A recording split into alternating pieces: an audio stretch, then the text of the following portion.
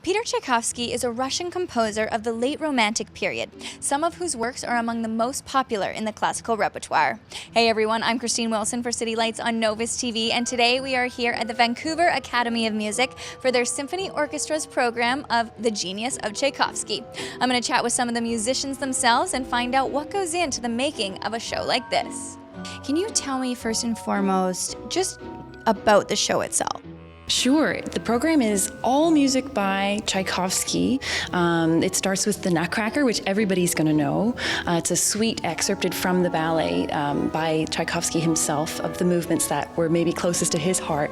And then we will perform the first piano concerto. And it's a totally different piece. It's extremely dramatic and impassioned. And then there'll be an intermission. And following that, we will perform the Fifth Symphony, which is one of the most famous of his symphonic works. Will people know a lot of this show? Will it be kind of a familiar show for people?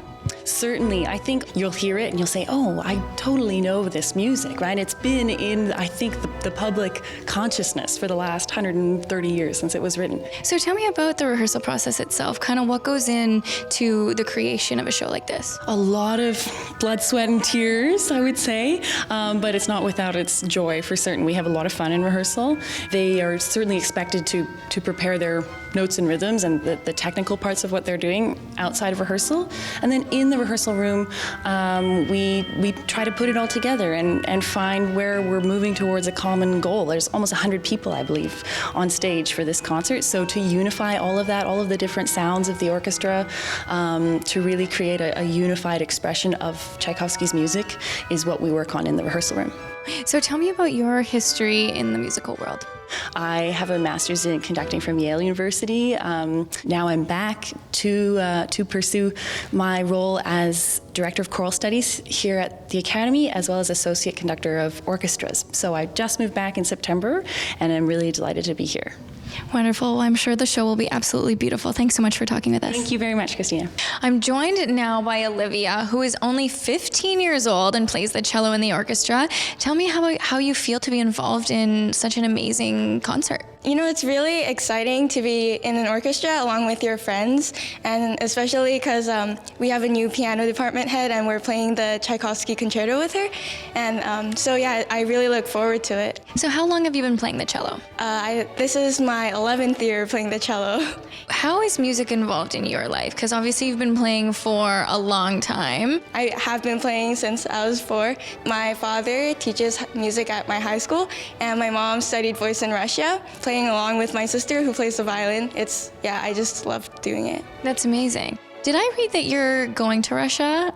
Yeah, it's very exciting. I'm actually participating in the International Tchaikovsky competition for young musicians, and that's been being held in Russia this year. It's really coincidental that I'm preparing for the Tchaikovsky concert that's happening here, and then also preparing for the Tchaikovsky competition that's in Russia. Thanks so much for chatting with us, and good luck in everything. Oh, thank you so much. I'm here now with Amanda, and you are not only the pianist for the show, but also the head of the piano department here at VAM. Can you talk a little bit about your contribution to this show in particular? When the school approached me to do this concert as a guest soloist and to play the Tchaikovsky Piano Concerto No. 1, I was just thrilled beyond belief because VAMSO, which is the school's symphony orchestra, is an amazing orchestra of the young, talented seniors at the school, and I have been a big admirer of them for years, and to get the chance to play with them is a great experience. Well, I read that he was one of the most romantic, still is one of the most romantic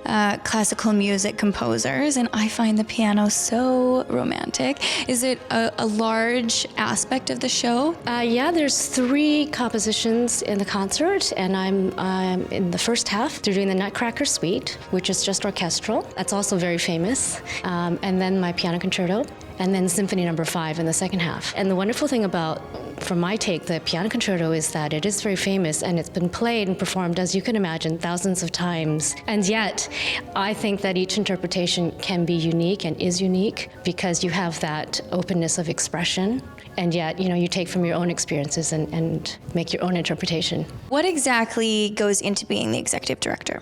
It's an all-encompassing job that really is stimulating. I'm working with with some of the most experienced professional teachers and performers, and of course, our wonderful aspiring young musician students. Tell me a little bit about your background in music. Funny enough, it all began here at VAM when I was 4 with what started off as cello lessons, and lo and behold, it became my life's passion.